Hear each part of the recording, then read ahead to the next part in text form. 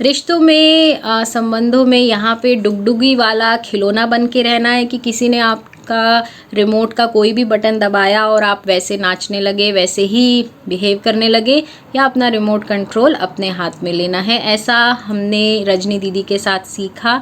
ये आप पार्ट 2 देख रहे हैं। पार्ट 1 में हमारी बहुत अच्छी चर्चा रिश्तों पे, इमोशंस पे रही है, आप सुन सकते हैं। ये पार्ट भी कुछ वैसा ही है। यहाँ पे आप सुनेंगे कि क्योंकि हम योग वशिष्ठ सुन रहे हैं तो लोग पूछ रहे हैं कि अब थोड़ा वैराग सा लगता है। अब लगता है कि ये दोस्त या ये रिश्तेदार जो कि वर्ल्ड में ही उन्हीं बातों में ही अटके हैं, फंसे हैं, अब ज़्यादा वक्त उनके साथ बिताने का मन नहीं होता। तो कैसे बैलेंस करें? ऐसे तो परिवार छूट भी सकता है। तो इसका बड़ा सुंदर जवाब रजनी दीदी ने दिया है। सेल्फ एफर्ट सब कुछ है। अभी तक हम योग वशिष्ठ में ये सुन रहे हैं। योग वशिष्ठ कैसे सुन सकते हैं उसका आप लास्ट में लिंक मिल जाएगा आपको। हम डेली 12 बजे लाइव आते हैं और योग वशिष्ठ पढ़ते हैं, चर्चा करते हैं। तो वहाँ अभी बता रहे हैं गुरु विश्वामित्र, गुरु वशिष्ठ की सेल्फ एफर्ट सब कुछ है, तो ग्रेस क्या है? बड़ा सुंदर जवाब दीदी ने इसमें भी दिया है। कई बार बहुत क्लिनजिंग प्रोसेस होता है। ऐसा लगता है कि बहुत जिस वासनाओं में हम अटके हैं अब गुरु हाथ पकड़ के निकाल रहा है। तो उस समय को कैसे पार करें, कैसे धीरज बनाएं, उसका भी मंत्र आपको इस वीडियो में मिलेगा। गुरु से प्रेम है, क्या रिश्तों में भी प्रेम उपज सकता है, मोह ना हो? तो उसका भी जवाब आप यहाँ जानेंगे। अपने अपने अपने मैं को कैसे देखें? किसी ने बोला दूसरे का तो मैं दिख जाता है, ईगो दिख जाता है, पर अपने ईगो को देखने की बारी आती है तो वो दिखता नहीं है। उसको कैसे देखें?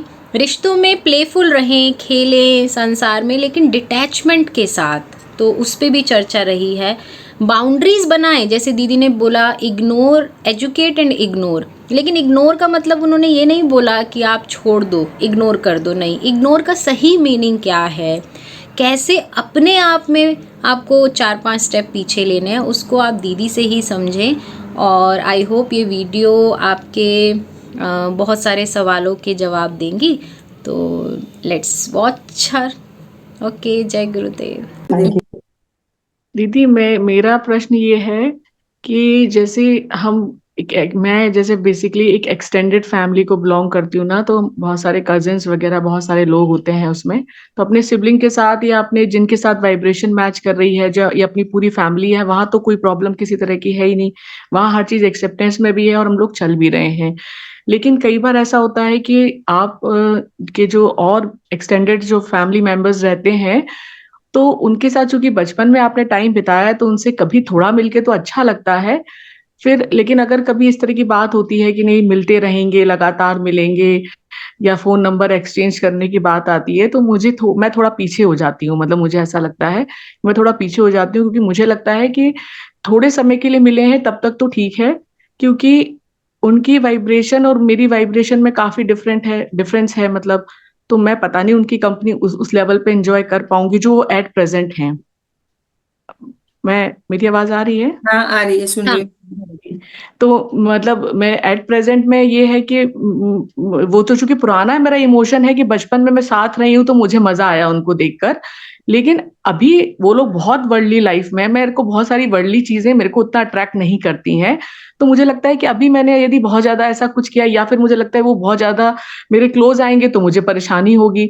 तो मैं ये दो चीज के बीच में कंफ्यूज हूँ। और एक तरफ बात मतलब मनी खुद कहता है कि नहीं, थोड़ा एक डिस्टेंस मेंटेन करके रखेंगे तो इससे अपनी साधना वगैरह डिस्टर्ब नहीं होगी। और वैसे भी योग वशिष्ठ में हम पढ़ रहे हैं कि हम यहाँ पर्पस क्या है, हमारा पर्पस ये है कि हमारे जो बंधन है वो कैसे कटेंगे फिर अगर हम बहुत ज्यादा इन्हीं चीजों में लगे रहेंगे। और दूसरी तरफ मुझे लगता है कि यार फिर तो फैमिलीज जो होती थी, जिसका कभी मजा होता था, वो फैमिलीज चली जाएंगी, सब अपने आप में हो जाएंगे।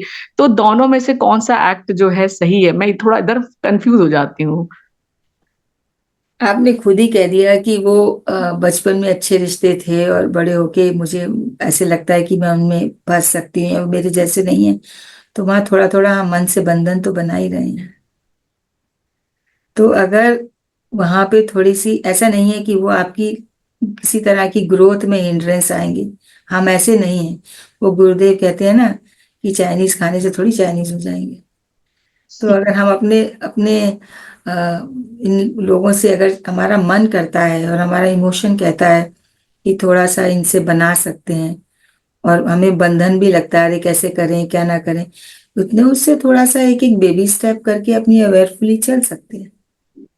और फिर देख सकते हैं कि कहाँ तक हमने आज 2 कदम लिए, हमें ठीक लग रहा है, 2 कदम पे रुक के देखते हैं, फिर 4 कदम पे रुक के देखते हैं। लेकिन मन में इंटरनल डायलॉग को थोड़ा विश्राम देना हमेशा अच्छा होता है। Very nice. जी थैंक यू।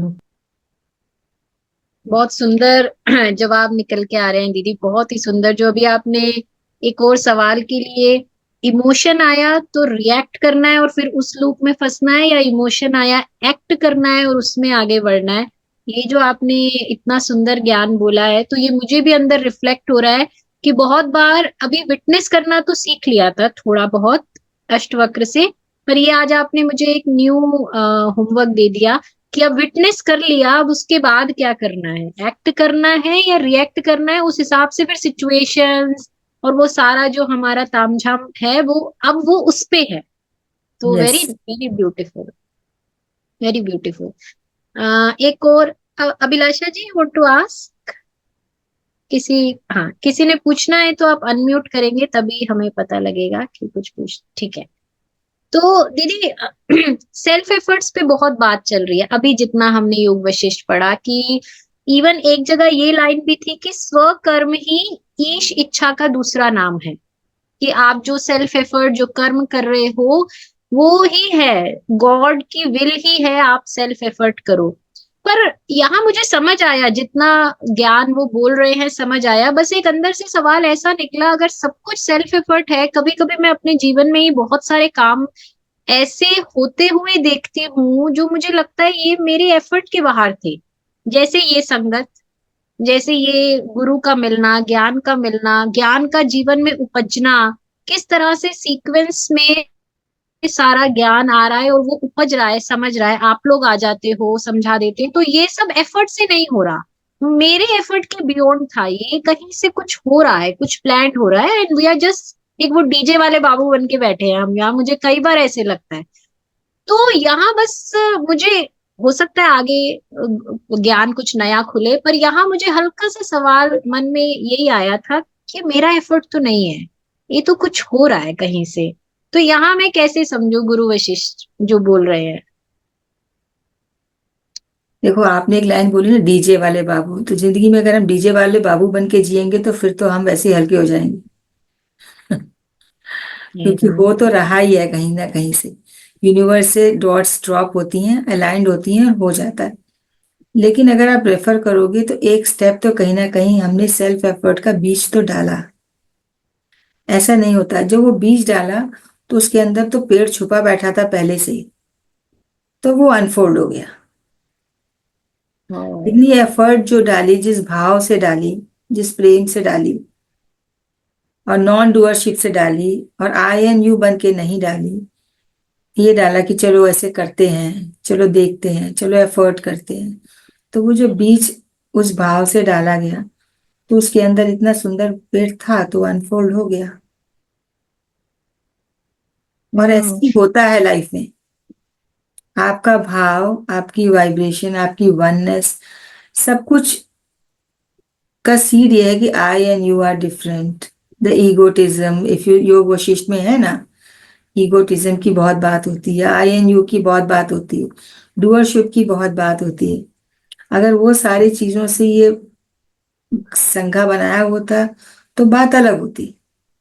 ये भाव आपका अपना है, जब वो संघा का भाव में दूसरे भाव हैं कि चलो सीखते हैं, चलो बैठते हैं। मैं भी ऐसे ही आई हूँ, मेरे को भी पता नहीं था, मैं भी सीख रही हूँ। जब हम सोचते हैं कि हाँ हम सब सीख रहे हैं एक दूसरे का हाथ पकड़ के, हम लोग इस यात्रा पे इकट्ठे चल रहे हैं, हम टुगेदर हैं, कोई बड़ा नहीं है, कोई छोटा नहीं है, कोई कुछ नहीं है, सब इकट्ठे हैं। तो उस भाव से जब हम करते हैं तो वहां पर एक सुंदर सा फूल पौधा पनपने ही लगता है। यूनिवर्स के लॉ ऑफ अट्रैक्शन में बहुत ताकत है। Very beautiful. तो कहीं ना कहीं वो जो बीज बोया और उसमें जो संकल्प पड़ा, वो हेट्रेड या आईनेस का नहीं अगर पड़ा, तो वो फिर डिवाइन का, आगे का काम डिवाइन का है, पर वो आप कह रहे हैं वो पहला स्टेप तो था। हम्म। तो दीदी ये जो आई की बात है, मुझ में तो आई बहुत था, मैं करता बहुत था, फिर गुरुजी ने एक बार झाड़ के निकाल दिया। ऐसी सिचुएशन में मैं फंसी या मुझे डाला गया, अब रिफ्लेक्ट करती हूँ तो मुझे लगता है अच्छा हुआ मुझे उन हालातों से निकलना पड़ा, मुझे ये दिखा मैं करता नहीं हूँ। तो आज मुझे पता है मैं करता नहीं हूँ। वो थोड़ा बहुत जो होगा होगा, मुझे कहने में निकली भी हूँ, निकाला उन्होंने ही है, लेकिन मैंने वो मांगा नहीं था उनसे। मैं जब उस हालात से निकल रही थी, बहुत लोगों ने मुझे बोला कि अरे ये सब में ना जब स्पिरिचुअल रास्ते पे होते हो तो बहुत सफाई और ये सब होता है। मैंने कुछ नहीं मांगा था, मैंने क्या, मेरे को लगा आर्ट ऑफ लिविंग एक ऐसी चीज है जिससे ग्रस्त जीवन और अच्छा हो जाएगा, आप थोड़ा स्ट्रेस फ्री हो जाओगे। लेकिन इस हद तक मैंने आईनेस निकालने के लिए तो कुछ था नहीं, मांगा नहीं। हाँ, निकलने के बाद अच्छा लग रहा है, लाइफ अब हल्की हो गई है, जीवन अब अच्छा पनपने लगा है, एक अनजानी सी खुशी है, उस पे भरोसा आ गया। तो ये मेरे को, मेरा सवाल यही है कि बिना मांगे वो कैसे उन्होंने इतना हाथ पकड़ के और आईने से निकालने का सोच लिया। उस वक्त मुझे गुस्सा भी बहुत था। मैं आप लोगों से, रजनी दीदी से मैं बहुत गुस्से, नीला दीदी से बहुत गुस्से में बोलती थी मुझे चाहिए नहीं, फिर क्यों दे रहे हैं, मेरे से नहीं संभाला जा रहा। मैं लिटरली उनको ये बोलती थी मुझसे नहीं संभल रहा। तो बोलती थी छोड़ दो, मैंने कहा मेरे पास छोड़ने का राह नहीं है, इसके अलावा कुछ है भी नहीं, क्योंकि मुझे लगता है यही निकालेंगे। तो उस फेज में आप समझ रहे हैं ना, मैं जैसा आप भी निकले होंगे श्योर। तो क्या रहता है उस टाइम पे, क्या कोई कृपा निकाल रही है या मेरा ही कोई एक बीज था, मेरी ही इच्छा थी निकलने की? दोनों ही था, प्रार्थना भी थी और प्रयत्न भी था, और फिर ग्रेस भी था।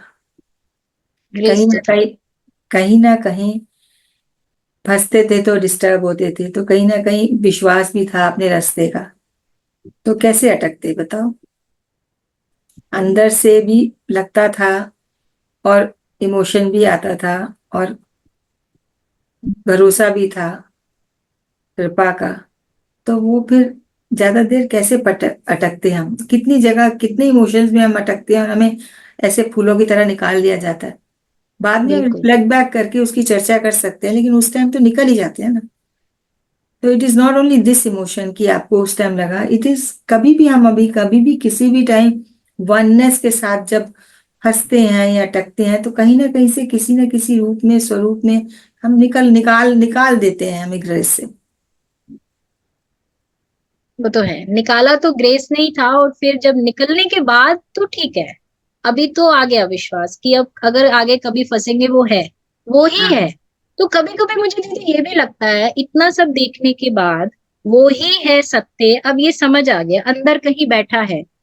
फिर भी जब मैं इन छोटी छोटी चीजों में फिर फंस जाते हैं, माया कभी कभी फंसा लेती है एनर्जी में, तो मुझे लगता है यार फंसना है तो उसमें फंसना, अभी क्या इन छोटी छोटी चीजों में फंस रही है ना, और है तो वही सब, करता धरता तो वही है, फंसना है तो उसमें फंस। तो कभी कभी मुझे लगता है कि उससे मोह नहीं है, उससे प्रेम है, उस पे विश्वास है, उस गुरु पे, उस डिवाइन पे। ऐसा क्या रिश्तों में पॉसिबल है कि वहां पे मोह ना हो, वहां पे प्रेम हो? ऐसा पॉसिबल है? ऐसा पॉसिबल है, अगर आपकी 100% तो नहीं कहूंगी कि हाँ बिल्कुल हाँ भाई, अब अगर मुझे कोई इन्वोक करे, प्रोवोक करे, और रिश्तों में मेरे को इमोशंस को हिलाए और मैं बिल्कुल ना हिलूं, ऐसा नहीं हो सकता। लेकिन ये आपकी अपनी वो है कि वो डुगडुगी वाला खिलौना होता है ना, कि आपको रिश्तों में अगर कोई चाबी दे रहा है तो आप उसकी तरह चाबी बन के उसके हिसाब से डांस कर रहे हो, या वो चाबी खत्म हो गई तो आप वैसे ही खड़े हो। हम्म। तो हम यूजुअली हर रिश्ते में यही करते हैं कि हमें कोई वो चाबी वाला खिलौना देता है, और वो चाबी भरता है, और हम डुगडुगी की तरह उसी खिलौने की उसी बीट पे डांस कर लेते हैं। वो खत्म हो जाती है चाबी, हम थक जाते हैं। तो अगर हम उस स्टेज को निकल जाएं और सोचें कि ठीक है, अब मुझे इन सिचुएशन में चाबी वाला खिलौना नहीं बनना, और अपना स्टेप करते ही चले जाना है, तो आपका जैसे इस मैं से निकल के हल्कापन रहा, वहां भी फिर हल्कापन आ जाएगा। हम्म। तो वो भी हैपनिंग होगी। वो भी हैपनिंग है, और थोड़ी सी एफर्ट है। हम्म। ओके। मेरे तो को हाँ जी, प्लीज पूछो मधु जी। मेरे को ये पूछना है कि दूसरे का ईगो तो दिखाई देता है, पर अपने अगर अंदर ईगो है तो उसको कैसे समझे, और उसको समझा भी नहीं सकते हैं जिसको आगे ईगो है। तो ये बात मेरे को पूछनी है भाई, दूसरे की तो हर चीज दिखती है, अपने को कैसे पहचाने। सबसे बड़ी बात यह है कि ये सारी ज्ञान चर्चा सिर्फ अपने लिए ही है, किसी के लिए नहीं। और सारा कुछ अपने लिए ही है, किसी के लिए नहीं है। हम अपने माइंड को हैंडल कर लें तो हमारा जीवन चल पड़ेगा। दूसरे के माइंड जैसे हैं उसको छोड़ देते हैं। अपना सिम कार्ड अपने हाथ में रख के जीवन चलाएं और उस माइंड पे करें। तो पहला तो ये अंडरस्टैंडिंग है कि दूसरे को देखना ही नहीं, एक्चुअली नहीं देखना चाहिए, क्योंकि अपना माइंड तो हैंडल नहीं होता। दूसरे के माइंड के बारे में कैसे घुस सकते हैं, उससे हम थक जाते हैं, उससे अपना बहुत ईगो, बाहर लेके थकते हैं। अपना ईगो कैसे पहचाने, तो अपने अंदर अपना क्या ईगो है? हमको पता होता है, हमको सब पता होता है। हमको पता होता है कि हम फंस रहे हैं, हमको पता होता है कि हम डूअरशिप में जा रहे हैं और थक रहे हैं। हमको पता होता है कि मेरा मैं आ रहा है। सो गुरुदेव ऑल्सो से बहुत अच्छे से कहते हैं कि ईगो आप सिस्टम से निकाल नहीं सकते। मैं हमारी एक लेयर है, परत है इस जीवन की, वो रहेगी। मैं को आप नहीं निकाल सकते, लेकिन आप खाली उसको देख सकते हो कि मेरी मैं आ रही है और वो खत्म हो जाती हम्म, है। अगर आप अपनी ईगो को थोड़ा सा सिर्फ देख ही लेना नजर से कि भाई तू आ रही है, इस टाइम इसकी जरूरत नहीं है, तो वो खत्म हो जाती है। गुरु जी एक बहुत अच्छा एग्जाम्पल कई बार देते हैं कि जैसे आपके पॉकेट में रुमाल होता है ना, तो बाहर रह जाता है, तो आप उठता है तो आप उसको क्या करते हो, नीचे कर देते हो कि ऊपर अच्छा नहीं लग रहा, नीचे अंदर ही रहना चाहिए। ऐसे ही ईगो है, दिख रही है और उसको देख लिया और बोला कि भाव आ रहा है, इसकी कोई जरूरत नहीं है। वो डिसॉल्व हो जाए, उस मिनट वो कम हो जाती है। पहले गुस्सा बहुत आता था, आर्ट ऑफ लिविंग में आने के बाद गुस्सा तो पता नहीं कहाँ जैसे भूल गए कि कुछ होता भी है, अब वो नहीं आता। पर अब ये खाली एक सवाल ये आ रहा है मन में, अपने ईगो को कैसे पहचाने, वो आज पता चल गया। तो अपनी ईगो पहचानना तो सबसे आसान काम है। अगर अपने ही आपको हमने खोज लिया, ढूंढ लिया, पहचान लिया, तो शरीर में आने का कुछ पर्पस तो हमने पा लिया ना, कि मेरा माइंड ऐसे चलता है, या मेरी ईगो ऐसे चलती है, या मेरा एंगर का इमोशन ऐसे चलता है। तो ये अगर हमें ही समझ आ गया तो हम ही हल्के हो जाएंगे। पर दूसरों के माइंड को तो देख ही नहीं सकते हैं। अपने पे ही रोज का रोज कम हुआ, आज ज्यादा हुआ, आज अच्छा हुआ, आज निकल गए, आज फंस गए, आज केज बन गया, आज बॉन्डेज बन रही है। तो एक और एग्जाम्पल अगर पतंजलि में गुरुदेव देते हैं, जो स्पाइडर होता है वो अपने ही सलाइवा से ताना बाना बुनता हम्म, है और उसी में फंस जाता है। उससे मुक्त होके चलो, उससे बाहर निकल के चलो, तो जीवन बहुत हल्का है। पहले हल्के हो जाए, फिर बाकी बात आएगी। ओके, जय गुरुदेव। बहुत सही। दीदी एक तो सवाल और लें। हाँ। जैसे मुझे ऐसा लगता था कि जब कोई मेरे साथ अच्छा कर रहा है तो अच्छा है, वो उसमें मैं देख लेती थी भगवान का स्वरूप, जो कि आसान भी है। लेकिन जब कोई बुरा करता था, उसमें भगवान देखना बड़ा मुश्किल होता है। हैपनिंग हुई वो कुछ कुछ अब समझ में आने लगा कि अपने ही लोगों को जैसे माया यूज करती है ना, to make you stronger they use them. अपने ही दोस्तों को, पति बच्चों को, फिर हालात उनसे क्रिएट करते हैं। वो समझ आ रहा है, पिक्चर दिख रही है, लेकिन पिक्चर दिखते हुए ना मन अभी वो उसमें ठहर नहीं रहा। मन उसको स्वीकार नहीं कर रहा कि ये सिर्फ माया का खेल है, कुछ समय का है, फिर निकल जाएगा और फिर से सब ठीक हो जाएगी। लेकिन वो जो निकलते हुए वो जो इमोशंस का वर्लपूल होता है, उसको देखना और फिर अपने आप को सहजता में रखना, अभी वो ताना पहले तो पता ही नहीं था। तो इसके लिए मैं धन्यवाद करती हूँ कि मुझे अब ये थोड़ा पिक्चर दृष्टा भाव समझ में आने लगा इस संगत की वजह से। लेकिन अभी वो वर्लपूल ऑफ इमोशंस जो होते हैं, और फिर जो मन कहता है काश कि सामने वाला भी समझ जाए ना माया है, और ना उस चक्कर में पड़े, तो कितना आसान हो जाएगा अगर दोनों ही समझ जाए। यानी आप और मैं रिश्ते में, आप भी समझे मैं भी समझे, तो कोई खेल ही नहीं है। फिर तो दोनों ज्ञान में आगे बढ़ जाएंगे। तो वहां ये जो ताना बाना है, उस समय क्या ज्ञान मैं यूज करूं? ये ताना बाना है कि हम दूसरे को सोचते हैं कि वो भी समझ जाए, हम्म। और दूसरा तो समझने वाला नहीं हमारे सोचने से। वो तो उसका जब टाइम आएगा वो तभी समझेगा, और नहीं आएगा तो नहीं समझेगा। तो अपना देखना है कि हमारा किस चीज में माइंड एट ईज है। दूसरे के साथ तो हम कुछ कर ही नहीं सकते ना, बस सिर्फ दृष्टा भाव से उसका इमोशन देख के और उसका वो सारा देख के हमको निकलना ही पड़ता है, अदरवाइज हम फंस जाते हैं।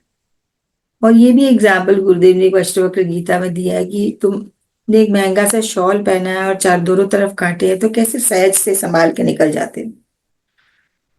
तो उसी भाव से हमें निकलना तो पड़ेगा ही ना। फंसने का नतीजा हमें पता है, इमोशंस में डूबने का नतीजा भी हमें पता है। तो इतना पता है तो दूसरे को तो उसका जर्नी है, उसका माइंड है, कहाँ बैठ के उसको कुछ कह सकते हैं। थोड़ा सा एजुकेट लेकिन इग्नोर इवेंचुअली करना पड़ता है ना। गुरुदेव कहते हैं ना, educate and ignore, little bit you can say, but ऐसे लग रहा है उसके अलावा हम कुछ नहीं कर सकते। अपने ही माइंड को प्रोटेक्ट करना पड़ता है, अपने ही इमोशंस की हेज बनानी पड़ती है, या वो बाउंड्री बनानी पड़ती है, या अपने से निकल के लेना, जीवन की यात्रा करनी पड़ती है। सब कुछ अपना ही है। तो ये थोड़ा सेल्फिशनेस नहीं हो जाएगा? नहीं, सेल्फिशनेस तो नहीं होगा, लेकिन हाँ अपना रेफरल चेंज, सेंटर्डनेस आएगी। तो आप ओमिट करोगे वाइब्रेशन विच विल इंस्पायर, जो दूसरे को इंस्पायर करेगा। कहने से कभी कोई नहीं बदला, लेकिन आपको देख के, आपके भाव को, आपकी वाइब्रेशंस को, आपकी एनर्जी को देख के वो चेंज आ सकता है। हम्म। Yeah, तो I have also, yeah, Vipra. Yes, Lakshmi ji No, please. like, एक Gurudev, एक बार बताया long ago, I practiced it. Like, the other person बहुत emotions में फंसे हुए हैं and is talking rude or whatever, तो उनको ना void समझ के देखो, void, तो मेरे को तभी आपका बात इसका मतलब है I am just ignoring, I mean looking down that the person doesn't exist. Is it not? Is it okay? So, but then it really worked. अभी जैसे आपने पूछा विप्रा कि is it not selfishness, है ना? तो पता नहीं, I mean, I use the technique, but I just really want, I mean, Rajni ji to kind of explain, and she is doing it. तो एक्चुअली मुझे मैंने भी वो बहुत, हाँ, कभी किसी को ऐसे मैंने नहीं देखा कि वॉइड है। मेरे सामने कोई खड़ा है और उसका इमोशन है तो है, एक्नॉलेज किया, एक्नॉलेज किया, लेकिन अगेन अपने भाव में अपनी सेंटर्डनेस नहीं यूज की। अब उसका इमोशन है, वो उस इमोशन के साथ है ना। उसको कभी ये कहा कि यू कि ऐसे लग रहा है या वैसे लग रहा है, लेकिन हाँ थोड़ा सा कह दिया कि मुझे ऐसे कहा, तो 2 मिनट के लिए अपनी अच्छी सेंटर्डनेस से बोल दिया, पर अपनी सेंटर्डनेस को लूज नहीं किया। उससे आपने अपना कह भी दिया और आप एक स्टेप आगे लेके 5 स्टेप पीछे भी आ गए। तो ये मैं तब बोल रही हूँ जब आप अपने लोगों के लिए बात कर रहे हो, क्योंकि उनको एजुकेट करना इज वन पार्ट जो कि हम लोग करते ही रहते हैं, पर वो इग्नोर करने में फंस जाते हैं। इग्नोर, जबकि अगर कर लिया तो मन की शांति मिल गई। जिस दिन ये करना, ये टेक्निक जिस दिन हम अप्लाई कर भी लेते हैं, ऐसा नहीं है हर बार फेल होते हैं, 10 में से एक बार कर भी लेते हैं, चलो कोई नहीं, एजुकेट किया, बाकी जो मालिक की मर्जी है वो है, इग्नोर किया, आगे बढ़ गया। 9 बार नहीं कर पाते हैं तो डिफरेंस पता है, उस एक बार में मन कितना शांत होता है और उस 9 बार में कितना खपता है। पर ये अपने ही है, ये सोच के फिर 9 में से 5 बार तो ऐसे फंसते हैं, खुद ही फंसते हैं, अपने ही तो है, कोई बात नहीं, कोई बात नहीं, ऐसे करके। तो हाँ, खेल लग रहा है अभी, थोड़ा हल्का हो गया है, ये खेल की तरह 3-4 बारी लगता है, बाकी 3-4 बारी फंसते हैं, मैं ये भी बोल रही हूँ। इसीलिए मैं आपसे पूछ रही थी कि ये एजुकेट इग्नोर नहीं हो पा रहा अभी। तो कोई ज्ञान है जिसमें अपने रिश्तों में भी करीबी एकदम अपने वालों में हम वो एजुकेट भी हो गया, इग्नोर करके निकल पाए। आपने कहा ना एक आध बारी आप कर पाए तो आपको हल्का लगा, बस उसी में है कि थोड़ा कह दिया और खुद शांत रहे और पॉजिटिव रहे और खुद की एनर्जी। हमारी ऐसे कई बारी हमारी एनर्जी इतनी डिस्टर्बिंग लगती है दैट अपनों में ही एक रिपल ऑफ एनर्जी का ताना बाना अनकॉन्शियसली बनता रहता है। हम सोचते हैं हमने कह दिया, लेकिन हम फिर भी अंदर से इंटरनली डायलॉग कर रहे होते हैं अपने आप से। उसका रिफ्लेक्शन हमारी एनर्जी पे भी आता है, हमारी बॉडी पे भी आता है, हमारी ऑरा पे भी आता है, हमारे एक्सप्रेशंस पे भी आता है, हमारे इमोशंस पे भी आता है। तो अगर हम वहां पे अपने आप को थोड़ा, और मैं अपने आप में भी शांत रहती हूँ, होगा जैसे होगा। कुछ तो अपने पे वो करने के बाद ही, इग्नोर का मतलब ये नहीं होता कि बस छोड़ दिया, I don't care. No, I do care, but I also have learn to step back. 5 कदम में पीछे होके अपने से शांत रहती हूँ। तो मेरी जो एनर्जी ओमिट करती है वो इंस्पायर करती है। थोड़ा मुश्किल है लेकिन डिफिकल्ट नहीं है, इतना डिफिकल्ट नहीं कि हम ना कर पाए, कर सकते हैं। कुछ कुछ बेबी स्टेप लेके कर सकते हैं। मैंने तो किया वेरी 2 बारी, तो मुझे लगा कि इतना मुश्किल नहीं है, बल्कि हल्का है, कुछ मुश्किल नहीं है। No shortcut way. No shortcut. Gurudev कहते हैं path is long but the goal is in each moment. Whatever we do, हर क्षण में हमारा एक गोल सिद्ध हो जाता है, हल्का कर देता है, वही हमारा गोल है। हम विश्राम में आ जाते हैं। Very nice. थैंक यू दीदी, थैंक यू सो मच। इतना अच्छा लग रहा है आपको सुन के। तो एक सवाल अगर किसी को आखिरी पूछना है, या दीदी कोई आपकी कोई गुरु स्टोरी फेवरेट जो इंस्पायर कर दे, और हाँ। स्टोरीज का तो भंडार है, पर नेक्स्ट टाइम जरूर। अच्छा ठीक है। स्टोरीज तो, गुरु स्टोरीज से तो मन हमेशा कभी तृप्त होता ही नहीं है। मुझे थोड़ा सा पूछना था कि ये थोड़ा हटके टॉपिक होगा कि हमारा जो कुछ भी किया हुआ होता है, वो जो जो लोग दूसरी दुनिया में चले गए हैं, तो हमें कैसे पता चलता है कि उनको कुछ उसका इफेक्ट हो रहा है या वो उससे प्रसन्न हो रहे हैं? गुरुदेव कहते हैं कुछ मान के चलो, कुछ समझ के चलो, कुछ छोड़ के चलो, ऐसे ही कहते हैं ना कुछ गुरुदेव। वही है कि ये अगर उन्होंने कहा है तो हो रहा है, आपकी मेडिटेशन का इफेक्ट, तो ये मान के चलोगे गुरु ने कहा है तो हो रहा है। कुछ मान के चलते हैं, कुछ समझ के चलते हैं, और कुछ मिस्ट्री फॉर्म में आई डोंट नो कह के चलते हैं। ठीक है, thank I you. Don't know, I really don't know, ऐसे लगता है वंडर से चलते हैं। Very nice. कल्पना आपने अनम्यूट किया है, लास्ट वी हाँ कैन टेक। हाँ। हाँ, जय गुरु दीदी। जय बहुत गुरुदेव। सुंदर टॉपिक था आज का। दीदी ने जैसे बताया कि कभी कभी हमारा ईगो हर्ट हो जाता है, जैसे जब से हम ये ज्ञान चर्चा में आ गए तब से मुझ में भी बदलाव आ गया है, और मुझे देख के खासकर मेरी बड़ी लड़की में भी थोड़ा सा बदलाव आ गया है। समझो 25% 50% बदलाव आ गया है, क्योंकि पहले मैं गुस्सा करती थी, अ, जैसे कोई काम की वजह से गुस्सा करती थी मैं, तो फिर मैं वो गुस्सा मुझे ही खा जाता था, मेरी तबीयत खराब हो जाती थी। अभी मैंने ये टॉपिक देख के मुझे समझ में आया कि मैं अपने आप पर काम कर रही हूँ कि गुस्सा करने पर मुझे कहाँ दर्द होता है, क्या महसूस करती हूँ मैं। तो मैं गुस्सा कर लेती हूँ, लेकिन अभी मैं ना वो रिएक्ट अपने ऊपर नहीं होने देती। थोड़ी देर के बाद मैं मेरी लड़की से बात करती हूँ, नहीं तो पहले दिन भर मैं गुस्से में रहती थी, बात नहीं करती थी, तो मेरे अंदर ना दिन भर वो तनाव रहता था।